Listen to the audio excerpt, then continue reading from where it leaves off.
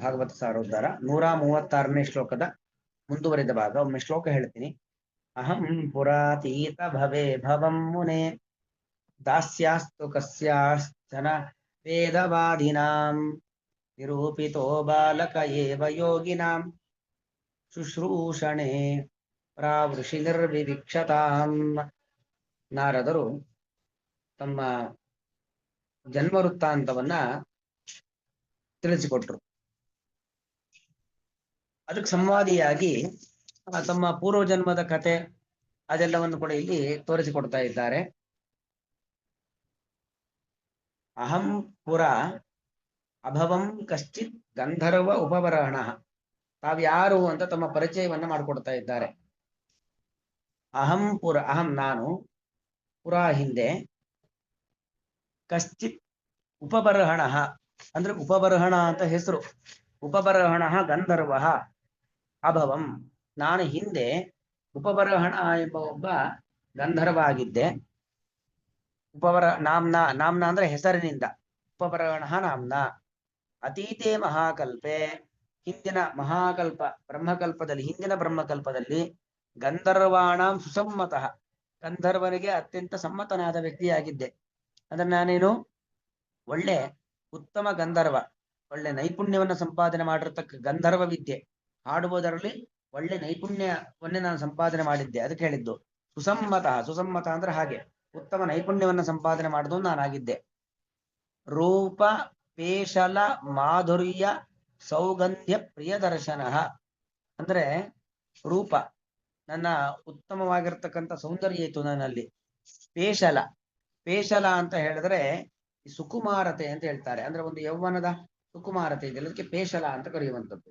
ಪೇಶಲ ಶಬ್ದಕ್ಕೆ ಯೌವನದ ಒಳ್ಳೆ ಕುಮಾರತನ, ಅದಕ್ಕೆ ಒಳ್ಳೆ ಉತ್ತಮವಾಗಿರತಕ್ಕಂಥ ಯೌವನ ಅಂತ ಕರೀತಾರೆ ಪೇಶಲ. ಹೀಗೆ ರೂಪ, ಪೇಶಲ ಮತ್ತು ಮಾಧುರ್ಯ. ರೂಪ, ಪೇಶಲ, ಮಾಧುರ್ಯ. ಮಾಧುರ್ಯ ಅಂದ್ರೆ ಅದು ಕಂಠದ ಮಾಧುರ್ಯ. ಸೌಗಂಧ್ಯ, ಉತ್ತಮವಾಗಿರತಕ್ಕಂತಹ ನನ್ನ ದೇಹ ಒಂದು ಸುಗಂಧತೆ. ಇವುಗಳ ಮೂಲಕವಾಗಿ ಇದೆಲ್ಲ ಗುಣಗಳು. ರೂಪ, ಪೇಶಲ, ಮಾಧುರ್ಯ, ಸೌಗಂಧ್ಯ, ಇವುಗಳು ಗುಣಗಳು.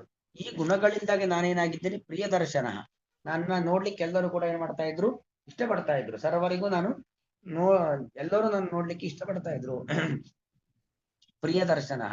ಸ್ತ್ರೀಣಾಂ ಪ್ರಿಯತಮೋ ನಿತ್ಯಂ ಮತ್ತಃ ತತ್ ಪುರಲಂಪಟ. ಸ್ತ್ರೀಣಾಂ ಪ್ರಿಯತಮಃ, ಎಲ್ಲರಿಗೂ ಕೂಡ ನಾನೇನಾಗಿದ್ದೆ, ಅತ್ಯಂತ ಪ್ರೀತಿಪಾತ್ರನಾಗಿದ್ದೆ. ನಿತ್ಯಂ ಮತ್ತಃ ಅಂದ್ರೆ ನಾನು ಅತ್ಯಂತ, ಅದೇ ಒಂದು ಅಹಂಕಾರ, ಒಂದು ಸಂಸ್ಕೃತ ಸುಭಾಷಿತ ಇದೆ, ಯೌವನಂ ಧನ ಸಂಪತ್ತಿ ಪ್ರಭುತ್ವಂ ಅವಿವೇಕಿತ.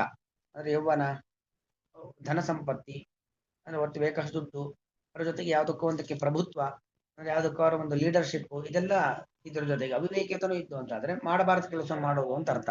ಹಾಗೆ ನನ್ನಲ್ಲಿ ಒಳ್ಳೆ ರೂಪ, ಮಾಧುರ್ಯ ಎಲ್ಲವೂ ಇತ್ತಾರಿಂದಾಗಿ ನನಗೆ ಸ್ವಲ್ಪ ಮದ ಇತ್ತು. ತತ್ಪುರ ಲಂಪಟ, ಅವರ ಮುಂದೆ ನಾನೇನಾಗಿದ್ದೆ, ಲಂಪಟನಾಗಿದ್ದೆ. ತತ್ಪುರ ಲಂಪಟ, ತತ್ಪುರ ಅಂದ್ರೆ ತತ್ಪುರೇಶು ಲಂಪಟ, ತತ್ಪುರ ಲಂಪಟ ಅಂತ.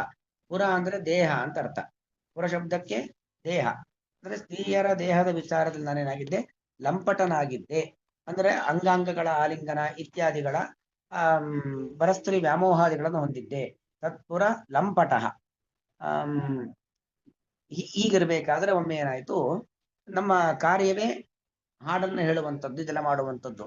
ಏಕದಾ ದೇವಸತ್ರೇತು, ದೇವರ ಒಂದು ಸಭೆ, ದೇವಸತ್ರ, ದೇವತೆಗಳೆಲ್ಲ ಕೂತಿರತಕ್ಕಂಥ ಸಭೆಯಲ್ಲಿ ಗಂಧರ್ವ ಅಪ್ಸರಸಾಂ ಗಣಾಹ, ಗಂಧರ್ವ ಅಪ್ಸರಸ ಗಣ ಅವರನ್ನ ಉಪಹೂತಾಹ ಅಂದ್ರೆ ಅರ್ಥ ಏನು, ಆಹ್ವಾನ ಮಾಡಿ ಕರೆದ್ರು ನಮ್ಮನ್ನ. ವಿಶ್ವಸೃಗ್ಭಿಹಿ ಹರಿಗಾಥೋಪಗಾಯನೆ, ನಮ್ಮನ್ನು ಕರೆದಿದ್ದೇನಕ್ಕೋಸ್ಕರವಾಗಿ, ವಿಶ್ವಸೃಗ್ಭಿಹಿ ಎಲ್ಲ ದೇವತೆಗಳಿಂದಾಗಿ ನಾವು ಕರೆಯಲ್ಪಟ್ವಿ. ಏನಕ್ಕೋಸ್ಕರ, ಹರಿಗಾಥ ಉಪಗಾಯನೆ, ಪರಮಾತ್ಮನ ಹಾಡುಗಳನ್ನು ಹಾಡಿ ಅಂತ ನಮ್ಮನ್ನೆಲ್ಲ ಕರೆದ್ರು. ಹೀಗೆ ಭಜನೆ ಅವನು ಕರೀತಾರಲ್ಲ, ಒಂದು ಭಜನೆ ಮಾಡಿ ಅಂತ ಭಜನಾ ಮಂಡಳಿ, ಅದೇ ತರ ನಮ್ಮನ್ನು ಕೂಡ ಕರೆದ್ರು. ಭಗವಂತನ ಹಾಡುಗಳನ್ನು ನೀವು ಹೇಳಬೇಕು ಅಂತ ಕರೆದ್ರು. ಅಗಾಯನ್ ತದ್ ವಿದಿತ್ವ ಅಹಂ, ಆ ವಿಚಾರವನ್ನು ತಿಳ್ಕೊಂಡು ನಾನು ಕೂಡ ಏನ್ ಮಾಡಿದೆ, ತದ್ ವಿದಿತ್ವ ಅಹಂ, ದೇವತೆಗಳು ನಮ್ಮನ್ನ ಕರೆದಿದ್ದಾರೆ ಅಂತೇಳಿ ನಾನು ಕೂಡ ಹೋಗಿ ಅಲ್ಲಿ ಅಗಾಯಂ ಹಾಡ್ದೆ. ಸ್ತ್ರೀಭಿಹಿ ಪರಿವೃತೋ ಗತಃ. ಅರೆ ಹೋಗಬೇಕಾದ್ರೆ ನಾನು ಅಲ್ಲೊಂದು ಹರಿಗಾನವನ್ನ ಮಾಡ್ಲಿಕ್ಕೋಸ್ಕರವಾಗಿ ಹೋಗ್ತಾ ಇದ್ದೇನೆ ಅಂತಕ್ಕಂಥ ಭಾವನೆ ಇಲ್ಲದೇನೆ ಆ ಯೌವನಾದಿಗಳಿಂದಾಗಿ ಸ್ತ್ರೀಭಿಹಿ ಪರಿವೃತೋ ಗತಃ.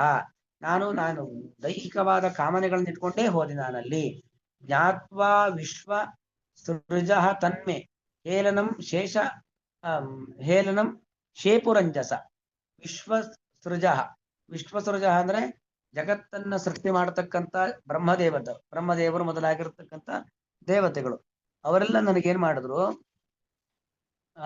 ಜ್ಞಾತ್ವ ಅಂದ್ರೆ ನನ್ನಲ್ಲಿ ಇದ್ದಂತ ಒಂದು ಕಾಮನೆ ಇತ್ಯಾದಿಗಳನ್ನೆಲ್ಲ ತಿಳಿದು ಹೇಳನ ಅವಮಾನ ಮಾಡತಕ್ಕಂಥ ನನ್ನ ಒಂದು ಸ್ವಭಾವ ಅದನ್ನೆಲ್ಲ ಕಂಡು ಅಂಜಸಾ ಶೇಪು ಚೆನ್ನಾಗಿ ನನಗೆ ಆ ಎಲ್ಲಾ ದೇವತೆಗಳೇನ್ ಮಾಡಿದ್ರು, ಶಾಪವನ್ನ ಕೊಟ್ರು. ಏನ್ ಶಾಪ ಕೊಟ್ರು ಅಂದ್ರೆ, ಯಾಹಿತ್ವಂ ನೀನು ಹೋಗು, ಶೂದ್ರತಾಮಾಶು ನಷ್ಟಶ್ರೀ ಕೃತಹೇಲನಃ ನೀನು ಶೂದ್ರ ಜನ್ಮವನ್ನ ಪಡಿ, ಅಂದ್ರೆ ಅತ್ಯಂತ ನೀಚ ಜನ್ಮವನ್ನ ಪಡಿ. ನಷ್ಟಶ್ರೀ ನಿನ್ನ ಸಂಪತ್ತೆಲ್ಲವನ್ನು ಕೂಡ ಕಳ್ಕೋ. ಕೃತಹೇಲನಃ ನೀನು ಯಾಕೆ ಕೃತಹೇಲನ ಅವಮಾನವನ್ನ ಮಾಡಿದ್ಯಾ.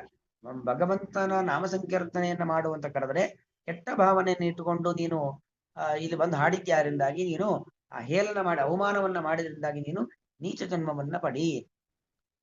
ತಾವತ್ ದಾಸ್ಯಾಂ ಆವಾಗ ತಾವತ್ ಆ ಸಂದರ್ಭದಲ್ಲಿ ದಾಸ್ಯಾಂ ಅಹಂ ಜಜ್ಞೆ ಒಬ್ಬ ವೇಶ್ಯಾಸ್ತ್ರೀಯಲ್ಲಿ ನಾನು ಹುಟ್ಟಿದೆ.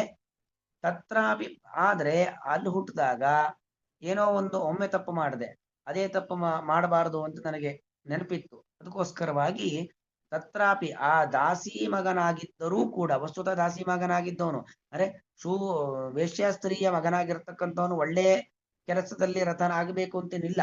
ಅರೆ ವೇಶ್ಯಾಸ್ತ್ರೀಯ ಮಗನಾಗಿದ್ದರೂ ಕೂಡ ಬ್ರಹ್ಮವಾದಿನಾಂ ಶುಶ್ರೂಷಯ, ಬ್ರಹ್ಮವಾದಿಗಳು ಬ್ರಹ್ಮಜ್ಞಾನಿಗಳು ಬ್ರಹ್ಮನ ಬಗ್ಗೆ ಹೇಳತಕ್ಕಂಥ ಬ್ರಹ್ಮವಾದಿಗಳು, ಬ್ರಹ್ಮನ ಬಗ್ಗೆ ನಿರಂತರವಾಗಿ ಕಥೆಯನ್ನು ಹೇಳತಕ್ಕಂಥ ಬ್ರಹ್ಮವಾದಿಗಳ ಅನುಷಂಗೇಣ, ಅನುಷಂಗ ಅಂದ್ರೆ ಅವರ ಸಂಪರ್ಕ, ಅವರ ಸೇವೆಯಿಂದಾಗಿ ಪ್ರಾಪ್ತೋಹಂ ಬ್ರಹ್ಮಪುತ್ರತ ನಾನು ಬ್ರಹ್ಮನ ಮಗನಾಗಿ ಜನ್ಮವನ್ನ ಪಡೆದಿದ್ದೇನೆ. ಅಹಂ ಪುರಾಭವಂ ಕಶ್ಚಿತ್ ಗಂಧರ್ವ ಉಪಬರ್ಹಣ ನಾಮ್ನಾ ಅತೀತೆ ಮಹಾಕಲ್ಪೆ ಗಂಧರ್ವಾಣಾಂ ಸುಸಮ್ಮತಃ ಉಪಪೇಶಲ ಮಾಧುರ್ಯ ಸೌಗಂಧ್ಯ ಪ್ರಿಯದರ್ಶನ ಸ್ತ್ರೀಣಾಂ ಪ್ರಿಯತಮೋ ನಿತ್ಯಂ ಮತ್ತಃ ತತ್ಪುರ ಲಂಪಟಃ. ತತ್ಪುರ ಶಬ್ದಕ್ಕೆ ಅವರ ದೇಹದ ವಿಚಾರದಲ್ಲಿ ಲಂಪಟನಾಗಿದ್ದೆ.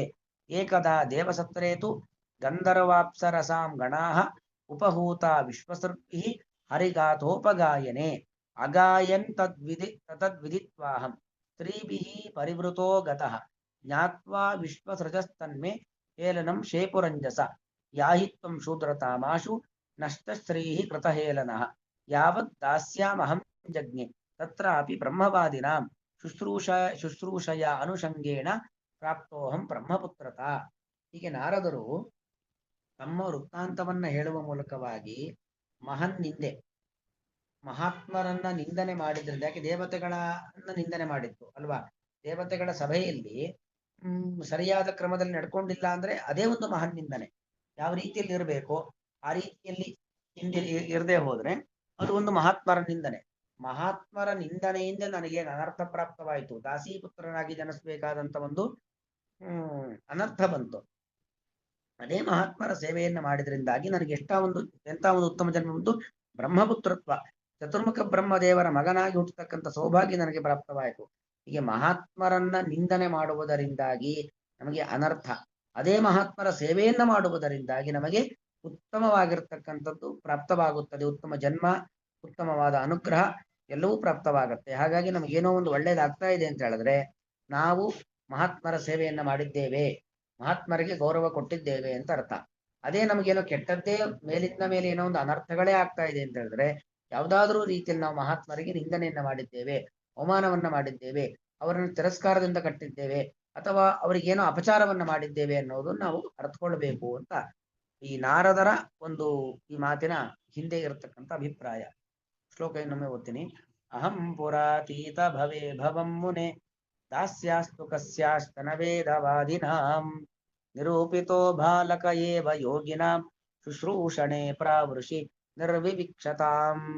ಶ್ರೀಕೃಷ್ಣಾರ್ಪಣಮಸ್ತು.